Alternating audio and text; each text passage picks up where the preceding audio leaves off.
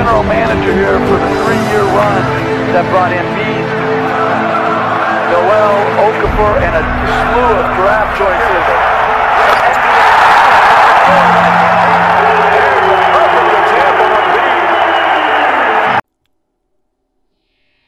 What's going on, guys? Welcome back to the Hoops Reference YouTube channel, and today we're going to be talking about college sensation Trae Young.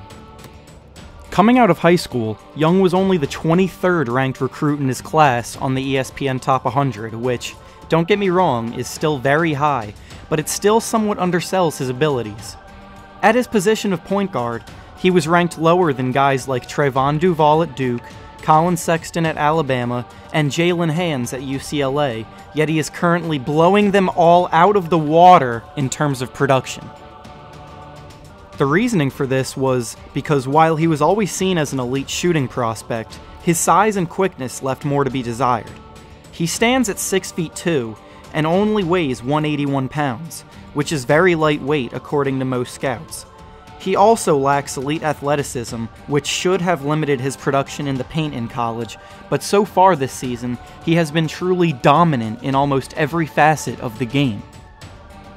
In his 11 games at Oklahoma so far this season, Trae Young's stat line has been absolutely absurd. He is averaging 28.7 points and 10.4 assists per game, which both lead the entire country in those categories. Not only is he scoring a ridiculous amount of points night in and night out, but he's also doing so in an insanely efficient way. He shoots 48.5% from the field and 41.1% from 3, which, again, is just insane. He's led Oklahoma to a 10-1 record, with impressive wins over the 25th ranked team in the country, USC, and the 3rd ranked team in the country, Wichita State. In those games, he averaged 29 points and 9.5 assists, which shows that his production doesn't dip against the top competition. Or at least in college it doesn't. With all of his recent success, NBA stars are taking notice of his play, and it's not just any superstars either.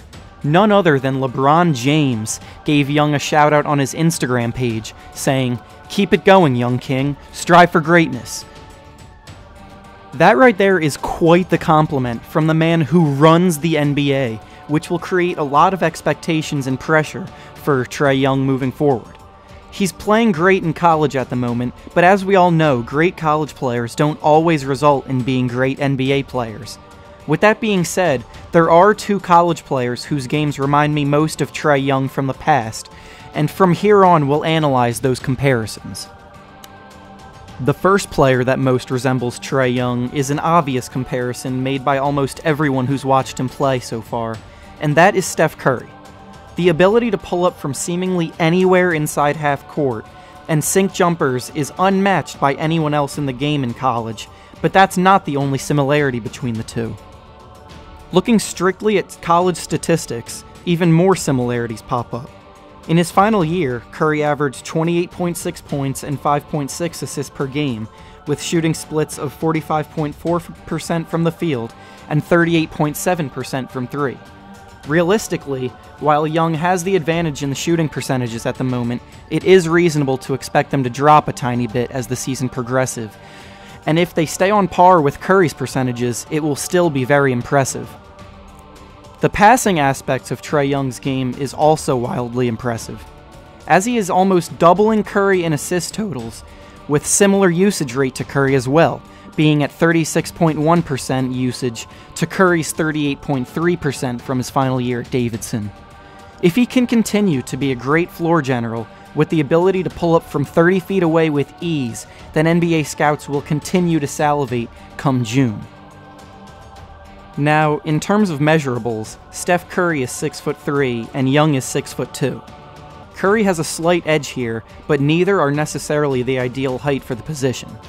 In terms of weight, Curry weighs 190 while Young only weighs 181, so it is expected that Young will be able to put on weight when he makes the professional leagues. Again, the advantage may go to Curry there, but in a league where Curry is already undersized and breaking the barriers for what undersized point guards can accomplish, this doesn't exactly help Young's case as a prospect. Which brings me to the next comparison for Trae Young that might be equally as fitting, and that is Jimmer Fredette. Like Steph Curry was, and Trae Young is now, Jimmer Fredette took the college basketball scene by storm and was an absolute superstar at the NCAA level. In his final season at BYU, he averaged 28.9 points and 4.3 assists per game, with shooting splits of 45.2% from the field and 39.6% from three. Incredibly similar numbers to both Curry and Trae Young, but the production alone isn't the only similarity between the two. Jimmer, like Curry and Young, was also known for having unlimited range on his jump shot, being able to pull a three from literally anywhere. He was such a national phenom because of this ability that people around the basketball world began to refer to Jimmer whenever someone would shoot a long three. When you play pickup basketball, a popular thing people do is yell Kobe when they shoot a fadeaway jumper, or Dirk when you shoot off 1 foot. But when people shot a three-pointer from way behind the line, they used to yell Jimmer, which is a testament to just how popular Jimmer was in the heyday of his college career. But his pro career didn't quite work out nearly as well as Curry's. Standing at 6'2", the same height as Trae Young, and weighing 194 pounds, being stronger than Trae Young is, he actually has many of the same physical tools as Young, but his NBA career was a total flop. Already out of the league after 5 seasons, the most points he ever averaged in the pros was 7.6 per game, and his efficiency was subpar for someone expected to be a sharpshooter at the next level. He struggled with the physicality and pace at the next level, and he was not able to create his own shot as well against NBA defenders as he was against college defenders. His lack of explosiveness and ability to adapt to having the ball in his hands less than he did in college made his game very difficult to incorporate into an NBA offense. Plus, similar to Trae Young, he didn't exactly excel on the defensive end of the floor to make up for his struggles, so there were very few excuses for keeping him on the court. Now, I'm not saying Trae Young is destined to be a complete NBA bust like Jimmer Fredette was, nor am I saying that he's absolutely destined for greatness like Steph Curry. There is a healthy medium to all of this, and he absolutely can become a good player at the next level if he works hard enough, and based on what scouts are already saying about him, he has the work ethic to succeed. According to CBS Sports, his workout regimen has already been very well regarded, and once he adds 10 pounds of muscle, as most young players do after entering the league and dedicating their lives to working out and building strength for the game, his game is only going to get better. Now, based on everything I just laid out for you guys in this video, what do you guys think is in store for Trae Young in the future?